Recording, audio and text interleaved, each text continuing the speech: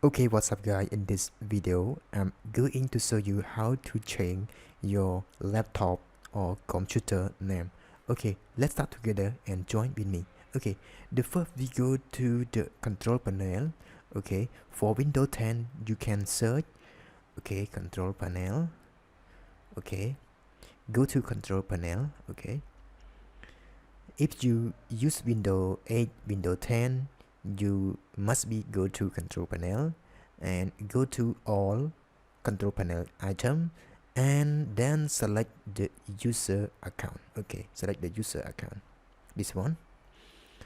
Okay, and then you see like this. Okay, and this my computer name. Okay, my computer name, but I want to change this name to other name. Okay, let's go to this one. Okay, change your account name. Okay, change your account name.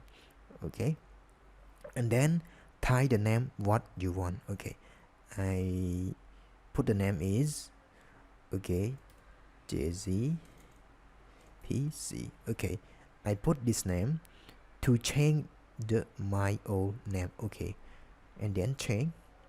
Okay, now your computer was change name. Okay,